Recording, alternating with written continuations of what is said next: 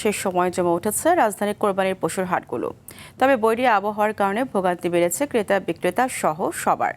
রাতভর বিক্রির পরেও হাটগুলোতে রয়েছে প্রচুর পশুর সরবরাহ। রাত পোহালে ঈদ, তাই শেষ সময়ে সবাই কিনছেন পছন্দের প্রাণীটি। দাম নিয়ে রয়েছে ক্রেতা বিক্রেতাদের মধ্যে পাল্টাপাল্টি অভিযোগ, আবার রয়েছে সন্তুষ্টিও।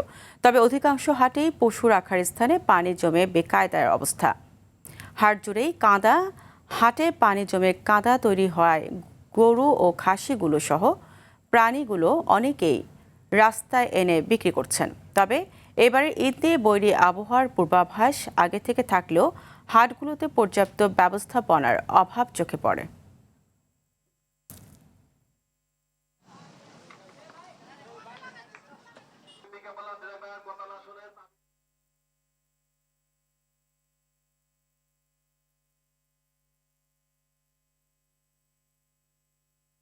দর্শক, এই মুহূর্তে ৩০০ ফিট কোরবানি পশুর হাটে রয়েছেন সহকর্মী AR বাদল। সরাসরি যুক্ত হচ্ছে তার সঙ্গে। বাদল, কোরবানি হাটে ক্রেতাদের উপস্থিতি আর শেষ দিনে দরদাম কেমন দেখছেন, বিস্তারিত জানাবেন। ফারিয়া, রাতভর বিক্রি হয়েছে আপনি জানেন এরই মধ্যেই, কিন্তু এখন আমরা যেটি দেখতে পাচ্ছি যে সকাল থেকে অনেক ক্রেতা হাটে এসেছেন এবং তারা গরু কিনছেন, দরদাম করে অনেকে কিনে নিয়ে যাচ্ছেন। কিন্তু এই হাটে এখন আমরা যেটি দেখতে পাচ্ছি যে দেখবেন শেডগুলো প্রায় একেবারেই খালি পড়ে রয়েছে। অধিকাংশ শেডের অবস্থাই এরকম, কিন্তু ছাউনির নিচে গরুগুলোকে নেওয়া হয়েছে, যেহেতু কাদা এবং বৃষ্টিতে একেবারে খারাপ একটি অবস্থা তৈরি হয়েছে। গরুগুলো অনেক জায়গায় পানির উপরে দাঁড়িয়ে আছে, অনেক জায়গায় কাদার উপরে দাঁড়িয়ে আছে, যে কারণে যারা ব্যাপারী তারা তাড়াতাড়ি বিক্রি করার চেষ্টা করছেন। আমরা একজন ক্রেতার সাথে কথা বলেছি, তিনি দুটো গরু কিনেছেন 3 লাখ টাকায়। সেই দুটি গরু এমনি বাজার মূল্য স্বাভাবিকভাবে হয়তো আরও বেশি হওয়ার কথা, কিন্তু এখানে ক্রেতা বলছেন যে ব্যাপারীরা যেহেতু গরু রাখতে পারছেন না, সেই কারণে মোটামুটি তাদেরকে ছেড়ে দিতে হচ্ছে। যেহেতু টানা বৃষ্টি হচ্ছে সকাল থেকে, কালকেও বৃষ্টি হয়েছে, এই কারণে হাটগুলোর আসলে এই বাজে পরিস্থিতি তৈরি হয়েছে। এই জন্য সবগুলো হাটের অবস্থায় কর্দমাক্ত। ক্রেতারা অনেকেই হাটে গিয়ে বিপাকে পড়ছেন এবং যারা পশু নিয়ে এসেছেন বিক্রির জন্য তারাও একরকম বেকায়দায় রয়েছেন।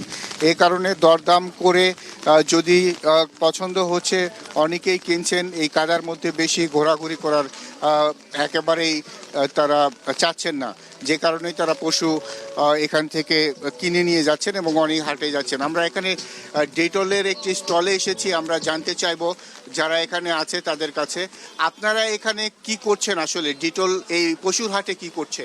আমরা আসলে ডেটলের পক্ষ থেকে মানুষকে ফ্রি সেবা দিয়ে যাচ্ছি। যেমন হাটে যারা আসছে তাদের হাতে ময়লা লাগতে পারে, তারপর যাদের হাতে পায়ে ময়লা টয়লা লাগে তারা এখানে ফ্রিতে হাত পা ধুতে পারে। এছাড়াও আমাদের এখানে ফ্রিতে পানি খাওয়ার ব্যবস্থা আছে, নিরাপদ পানি। যাদের হাটে তৃষ্ণা পায় তারা এখানে পানি খেতে পারে। এ আমাদের আর কি।